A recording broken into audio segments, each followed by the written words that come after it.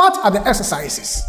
7 key exercises are mentioned: retrospection, concentration, meditation, observation, discrimination, contemplation, and adoration.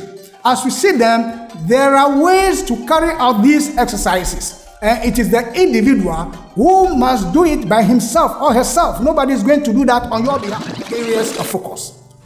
The principal one, the first one, is spiritual knowledge. Not just theoretical knowledge, but spiritual knowledge. The individual must first have that yearning, a strong yearning to acquire spiritual knowledge and make that diligent search for spiritual truths. So if you are somebody who doesn't care about spiritual things, you will not find the teachings interesting. Among others, the individual learns regarding the Western wisdom teachings. 1. The various life kingdoms that we have. Life is not limited to only human beings. It goes beyond that. So you learn about the various life kingdoms on earth and their level of consciousness. We are all not at the same level of consciousness. So you will learn that under spiritual knowledge, talking about the Western wisdom teachings. And then you also learn the visible and invisible worlds and how humanity is linked. You will learn about anthropogenesis, the beginning and the constitution of human beings, our past, our present, and our future, and the methods of development. You learn about all that. It means you must have an inquiry mind. Without any inquiry mind, it will be challenging to study. You also learn about cosmogenesis, where we are talking about the framework and evolution of the universe, solar systems and planets, and how we, humanity, is connected, not only in flesh, but most importantly in spirits, how we are connected as spirits. All these things are presented within the context of Christianity, especially Christ Jesus and his mission on earth. That is the context within which the Western wisdom teachings are presented. The second major thing that you will learn is about the spiritual exercises, because it is the spiritual exercises that will enable you to accumulate and transform your spiritual energies. The individual, on his own accord, nobody is going to force you to do anything, undergoes what we call esoteric training, and you are taught how to build the inner spiritual power. The rationale for the spiritual exercises is to transform the latent spiritual powers into dynamic powers under your own will, under your own control. We all have some level of spiritual energy within us, but we do not know how to use them. You will be taught how to do so. And the motivation for this training is to help humanity. No any other thing. The motivation for this training, esoteric training, is to enable you help humanity in the visible world and also from the invisible world. The individual is taught the cardinal values of purity, love, and selfless service in positive spiritual development.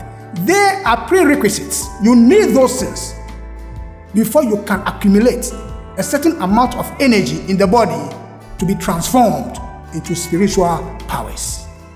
What are the exercises? 7 key exercises are mentioned: retrospection, concentration, meditation, observation, discrimination, contemplation, and adoration. As we see them, there are ways to carry out these exercises, and it is the individual who must do it by himself or herself. Nobody is going to do that on your behalf. By his or her own effort, the individual at the right time, under proper guidance, gains conscious entry into the spiritual world on the birth of the soul body. So these exercises, coupled with the spiritual knowledge that one acquires, gradually and at the right time, enables the individual to give birth to the soul body. He or she has the faculty under control and can use it at his or her own discretion. With the soul body, the individual is ready to see the Christ on his annual spiritual visit to earth. This shouldn't surprise you, but because we don't have the spiritual eye, we do not know that annually the Christ comes to recharge the earth planet and goes back. With the soul body, he or she is ready to see the Christ on his annual spiritual visit to earth and fly to meet him on his final return. The Bible,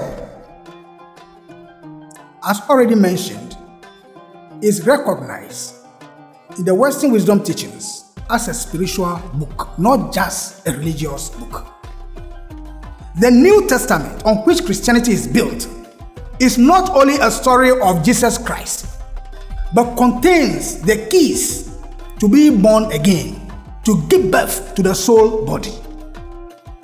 The way of Jesus Christ is only an example that each true follower of him will eventually have to use in order to free the spirit consciously from this dense body. That process eventually leads to initiation. That process to eventually have the spirit come out consciously from the body, that particular process leads to initiation, whereby the individual who has built enough spiritual energy is taught two very important things. One, how to come out of this dense body consciously through the head. Two, how to use spiritual power in the service of humanity. Those are the two things that initiation, going by the Western wisdom teachings, will give you.